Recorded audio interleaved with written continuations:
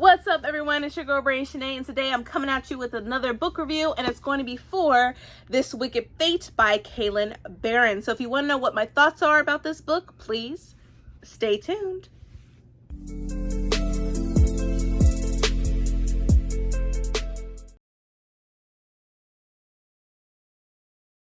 And I am back. So like I said before, I'm going to be doing a book review for This Wicked Fate by Kaylnn Bayron because I also did a book review last year for This Poison Heart. So if you want to see watch the book review for this book first, it'll definitely be up above. But let's go ahead and get into the second book, which I was just blown away. And it was short, but it was so great within these pages. Like, it was enough information just to keep me going. And I love Kaylnn Bayron's writing. Like, phenomenal, just phenomenal. But we're continuing the story with Briseis, right? It like starts right at the very end of, or starts where it left off in the first book. So they're trying to find parts of the Cerberus heart. And of course, Briseis has met her aunt, doesn't know how to even what to say to her, so she just calls her Cersei for now because she feels like that she doesn't get she's not willing to call her auntie or Aunt Cersei just yet because she feels like she doesn't deserve that title. Because she stayed away from her for all these years, and Briseis always wanted to know her family or whatever, and her aunt was alive this whole entire time. Like, what the hell? So literally they're trying to find parts of the cypress tree, and you also have the great banter when it comes to Marie and Persephone. I find the relationship really, really funny, and Cersei of all of them. And the one thing I really loved about the book is especially, of course, the Black representation, but also like the Greek mythology of their names. Like you have Hermes in this book, you have Briseis, you have Persephone, you have Cersei, you have so many, you have Hecate and Medea. You have so many things going on, like with the Greek mythology, which I love. I'm like a sucker for Greek mythology. But this book was phenomenal. It's fast paced. We're trying to find the parts of the cypress tree to bring it back together, because that was the one thing Cersei was doing the entire time when people assumed that she was dead. She was traveling all over the world trying to find the last piece of the cypress tree, and they were able to get information about the cypress tree, but they had to go through so many people to find it, and it took them a while to like figure it out because it was like a huge puzzle. Cersei wasn't able to figure out the puzzle for years, and now Briseis comes into the picture, and they finally know where the Cerberus heart is, and they needed the pieces together because that's like the main mystery of it all. Like, when they put it together, what does it do? So they're on their way to go get the Cerberus heart, but there comes a lot of obstacles in their way, especially Carter, who was supposed to be Briseis's friend, and he became a traitor. But come to find out, he was only doing what his mother wanted him to do, because she was pretty much threatening his life, saying, if you don't help me, I'll just kill you. And I'm like, man, your mom is cold-blooded. I'm like, my gosh. So we're on this journey, and we're traveling. Not like, so in the first book we stayed put. We stayed in New York, but in this book we are traveling to Istanbul. Like, what? And we find out things about Jason and the Agonauts and Jason's wife and all that stuff. I do not want to spoil it so much because I want y'all to enjoy this book and have it, just take it all in, because it's just great. It's just great. I need a moment to just say it's great. It's phenomenal. This book was amazing. I'm sad that it's ended. Like, I wish there was some more, like another book, like a prequel or something for this book, because I really want to know more about Cersei and her background. I also want to know more about Briseis's mom, Selene, as well. Like who is Briseis's father? Like, maybe I missed that, and maybe in book one, let me know down in the description, but I could have sworn that we don't really know who the father of Briseis is. So I would love to know more information, or even just like if they had another book prior to Briseis being born, it was about Selene and her father and Cersei, you know, something like that, in that nature. That would be just awesome. But this book definitely takes you to Istanbul. It has you really like deep into mostly Marie's story as well, of like for how old she is. She's been living for decades and centuries, as well as Persephone. And sometimes they joke about it, sometimes they don't. And especially Marie, she feels like she is a monster because she's lived so long. And so Briseis is always there for her, saying like, no, you are not a monster. You are magnificent. And Marie doesn't feel that way at all. Because Marie has like this she's strong. She's living forever, because she's immortal. And she doesn't want to live her life that way.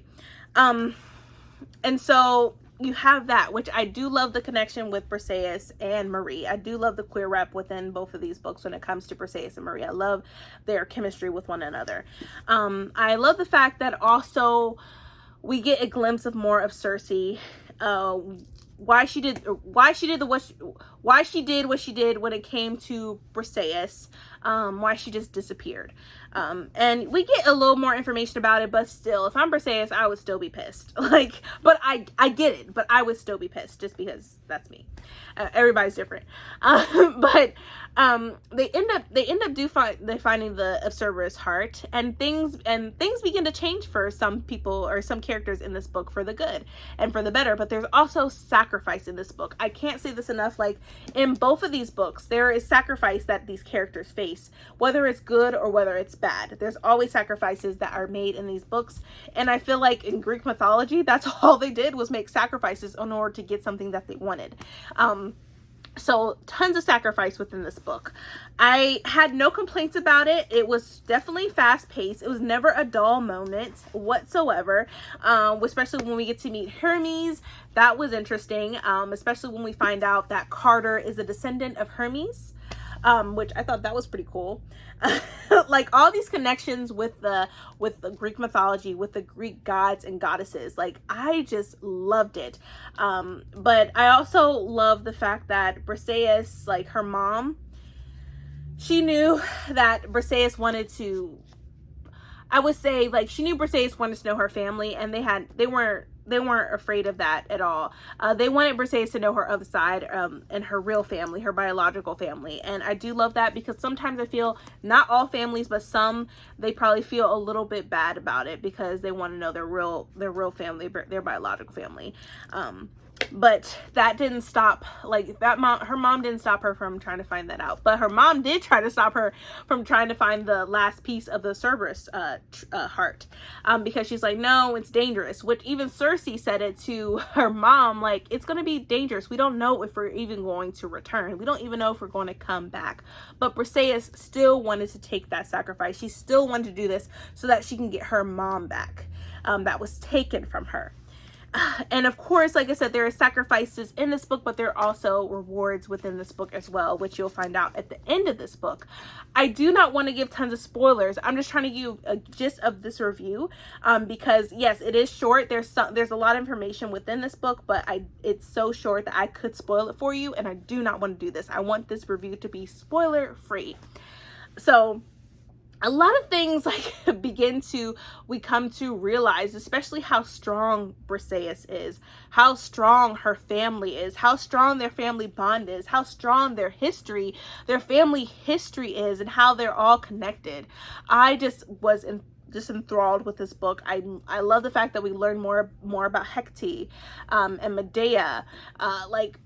I loved it. Now, like I said, there was some secrets, which, of course, when there's families involved, there's always some type of secret, something that was hidden from your family, and then you come find out the information like years later.